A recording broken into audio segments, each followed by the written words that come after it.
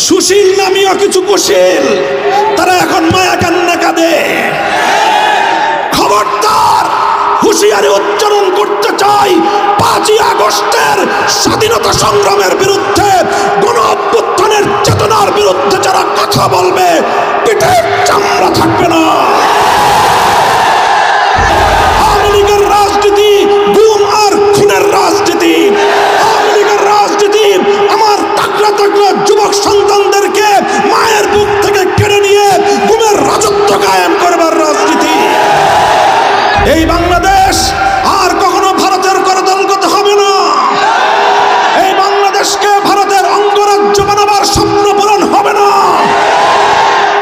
কট্টরপন্থী হিন্দুত্ববাদের আখড়া বাংলাদেশে পরিণত করতে দেওয়া হবে না।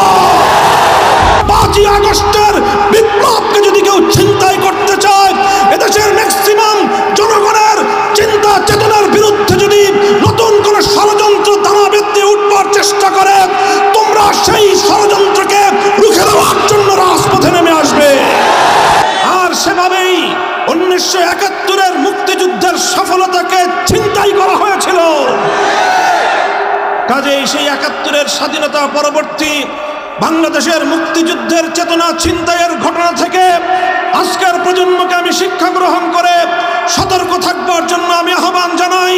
তোমরা পাড়ায় পাড়ায় দুর্গ করো, তোমরা পাড়ায় পাড়ায় পাহারাদারি বসো, তোমরা মসজিদে মসজিদে ধর্ম মত নির্বিশেষে সমস্ত জনগণকে নিয়ে ঐক্যের প্ল্যাটফর্ম করে সংগ্রাম পরিষদ গড়ে তোলো। 5ই আগস্টের বিপ্লবকে যদি কেউ ছিনতাই করতে চায়, এদেশের ম্যাক্সিমাম জনগণের চিন্তা চেতনার বিরুদ্ধে যদি নতুন কোন ষড়যন্ত্র দানা বেঁধে উঠবার চেষ্টা করে, তোমরা সেই ষড়যন্ত্রকে রুখে দেওয়ার জন্য রাজপথে নেমে আসবে।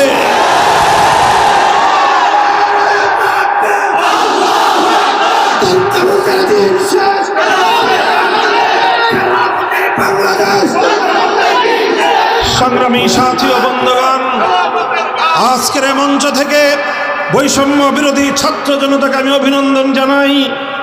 তারা শুধুমাত্র গণ অভ্যুত্থান অর্জিত হওয়ার পরেই, গণ অভ্যুত্থান সংগঠিত হওয়ার মাধ্যমেই তারা তাদের দায়িত্ব ক্ষান্ত করেনি, বরং নতুন অভ্যুত্থানকে ব্যর্থ করার জন্য জাতীয় এবং আন্তর্জাতিক পর্যায়ে দেশের ভিতরে বাইরে যত ষড়যন্ত্র চলছে, সেই ষড়যন্ত্রগুলোকে মোকাবেলা করবার জন্যে বৈষম্য বিরোধী ছাত্র আন্দোলনের নেতৃবৃন্দ তারা সতর্ক প্রহরার মাধ্যমে অনেকগুলো ষড়যন্ত্রকে তারা ব্যর্থ করে দিয়েছে।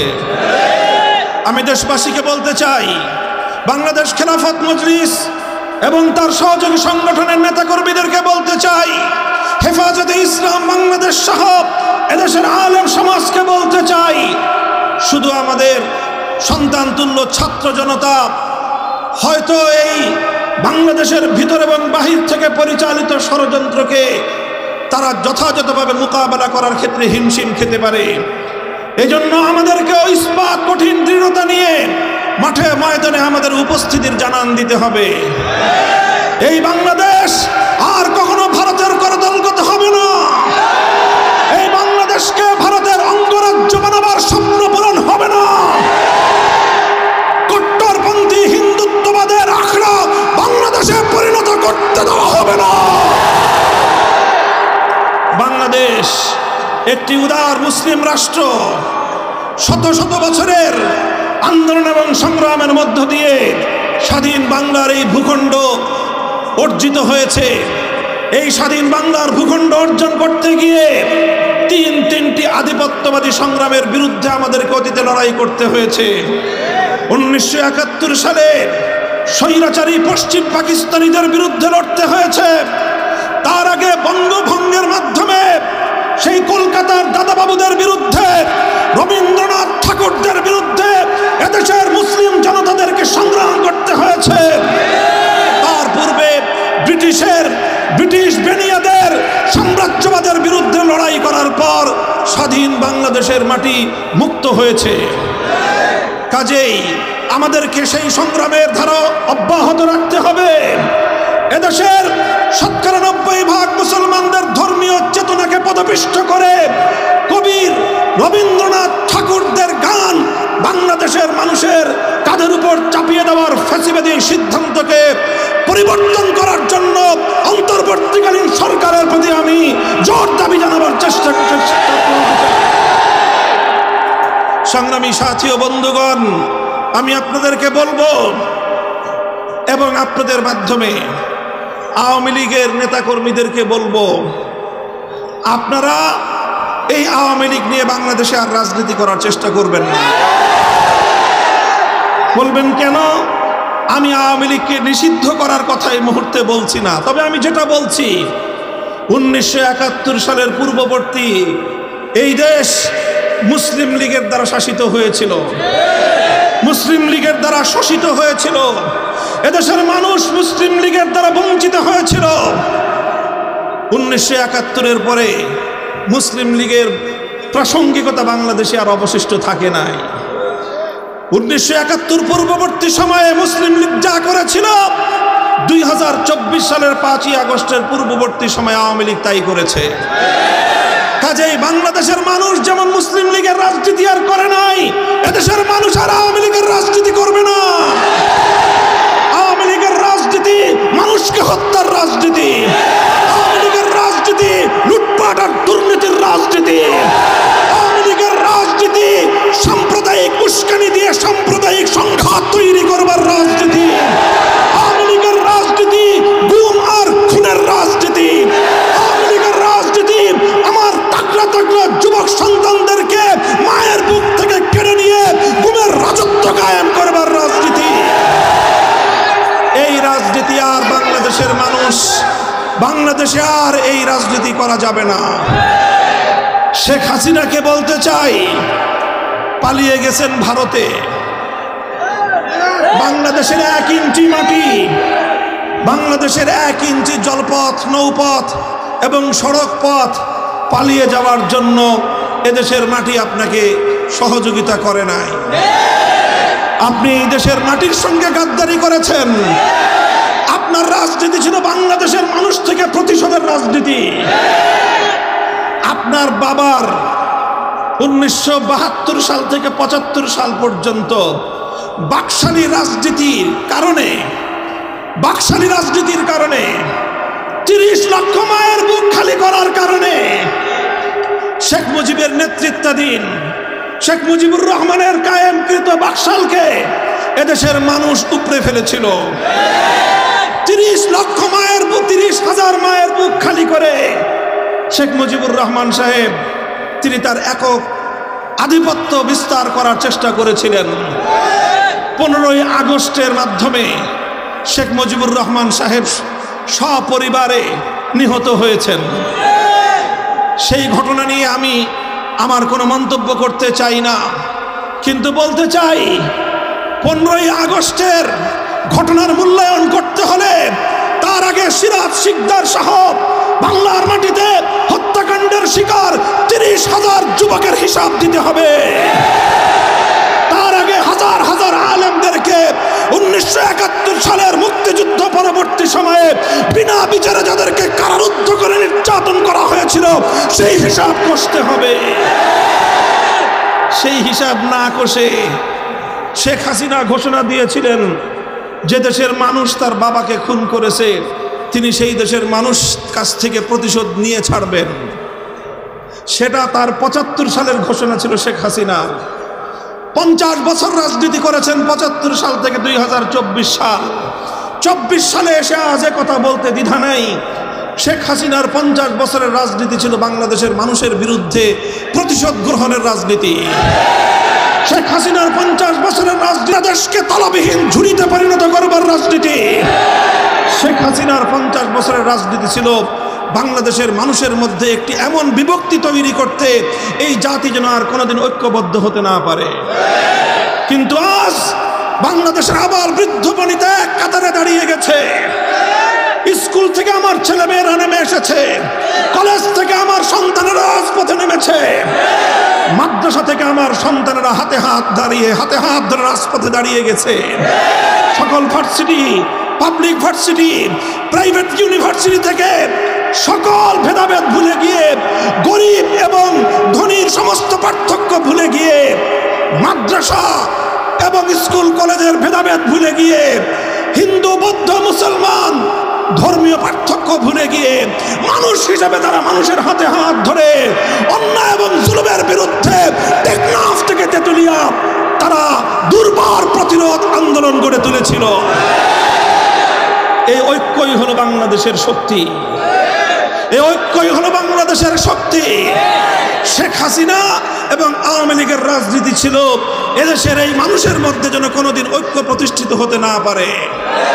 আজও বাংলাদেশে শেখ হাসিনার দোসররা আছে, আজও আছে সুশীল নামীয় কিছু কুশীল, তারা এখন মায়া কান্না কাঁদে। খবরদার, হুঁশিয়ারি উচ্চারণ করতে চাই, 5ই আগস্টের স্বাধীনতা সংগ্রামের বিরুদ্ধে, গণ অভ্যুত্থানের চেতনার বিরুদ্ধে যারা কথা বলবে পিঠের চামড়া থাকবে না।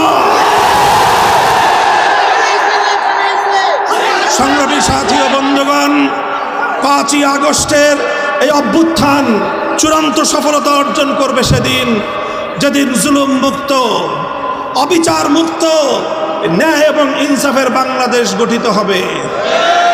আমরা আহ্বান জানাই সকল রাজনৈতিক সংগঠন, আসুন, শুধুমাত্র নিজেদের আখের গোছানোর কেউ চিন্তা করবেন না।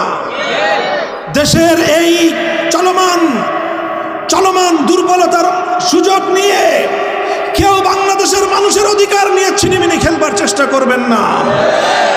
বাংলাদেশের বৃহৎ বিরোধী দল বিএনপি, জামাতে ইসলামী, ইসলামী আন্দোলন বাংলাদেশ, বাংলাদেশ খেলাফত মজলিস, জমিয়তে উলামায়ে ইসলাম, নিজামী ইসলাম পার্টি, এলডিপি, অন্যান্য যতগুলো দল, রাজনৈতিক দল আছে, আসুন আমরা সকলে হাতে হাত রাখি।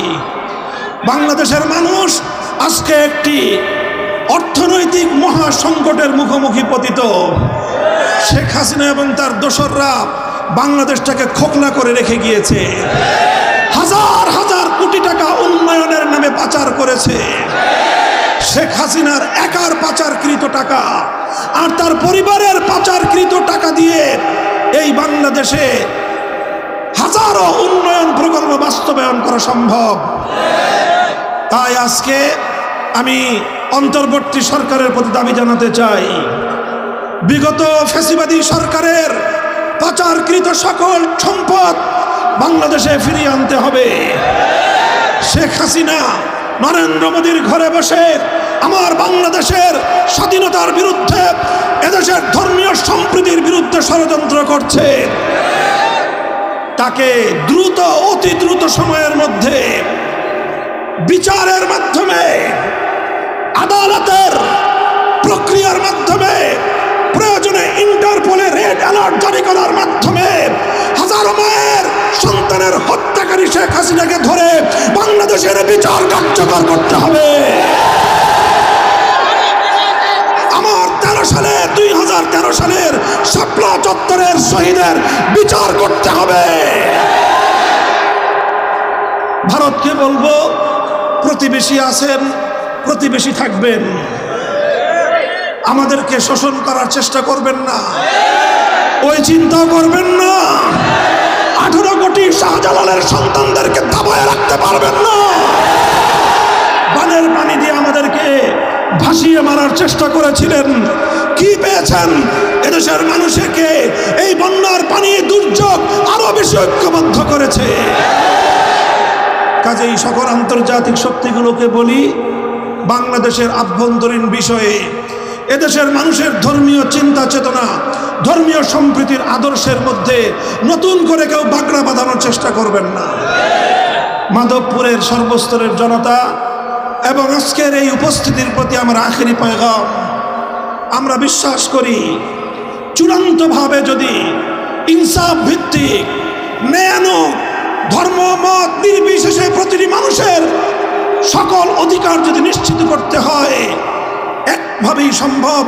তার জন্য একটাই রাস্তা, একটাই পথ, সেই পথ হলো সৃষ্টিকর্তা মহান রব্বুল আলামিনের পক্ষ থেকে প্রদত্ত রাজনৈতিক ব্যবস্থা, খেলাফত ব্যবস্থা বাস্তবায়ন করতে হবে।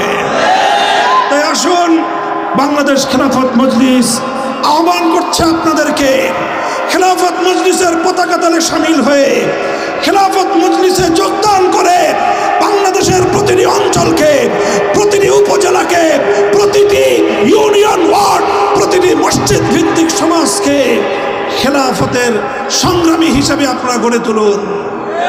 ইনশাআল্লাহ বাংলাদেশ খেলাফত মজলিস সমমনা অন্য সকল ইসলামপন্থীদেরকে নিয়ে আগামীর বাংলাদেশকে ইসলামী সমাজ ব্যবস্থায় গড়ে তুলবে ইনশাআল্লাহ।